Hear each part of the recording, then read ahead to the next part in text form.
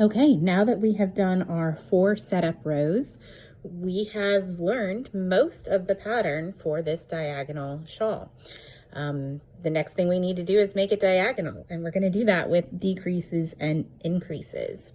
So row number 1 of the pattern is going to start with our familiar selvage stitches of knit. Oops, you know what? I'm about to be a left-handed knitter, and you would rather see me as a right-handed knitter, wouldn't you?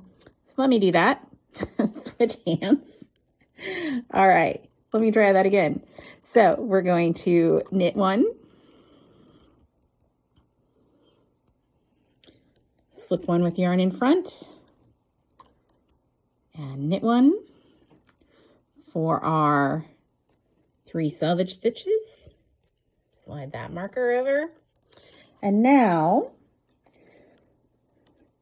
we're going to do our slip 1 yarn over with that first stitch. So slip 1 yarn over. And now we're going to do a decrease.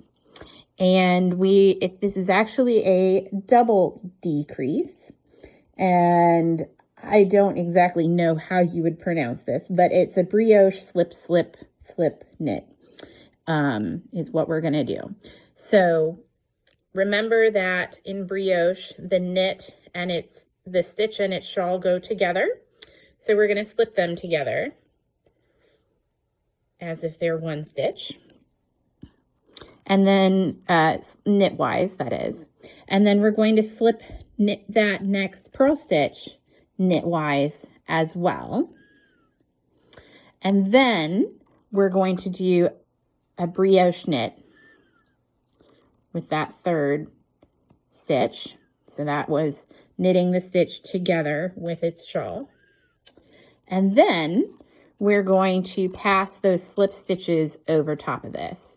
You could try to do all 3 loops at once. In fact, I caught them that time, so I'm going to do that.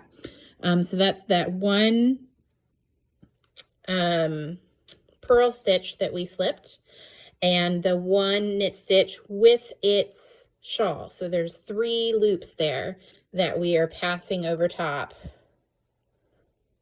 of the 1 bark stitch.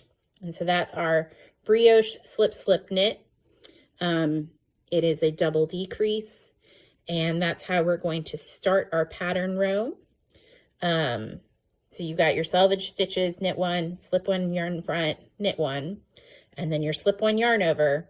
And then instead of just a regular brioche knit, we're going to do that brioche slip slip knit. Now we can work the rest of the way across the row. So I'm going to slip 1 yarn over and bark. So I'm knitting that stitch together with its shawl. Bringing the yarn back to the front. First slip 1 yarn over.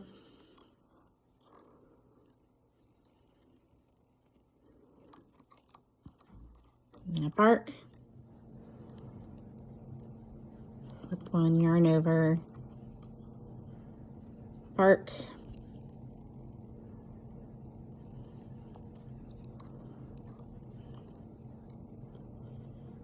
Slip 1 yarn over. And now that we're to our last brioche knit stitch before the marker, we're going to do our increase. And so just like we did a double decrease at the beginning of the row, we need to do a double increase now. And so the way we're going to do this is as if we were going to go ahead and do that brioche knit, stick our needle in there and knit it. But instead of slipping this stitch off the needle, we're going to then do a yarn over and knit again into that same stitch. So it's like a knit 1 yarn over knit 1 all into the same stitch, except that first one was a brioche knitted that stitch together with its shawl. So what you now have is 1 little hole here and 3 loops that will work as different stitches on the next row.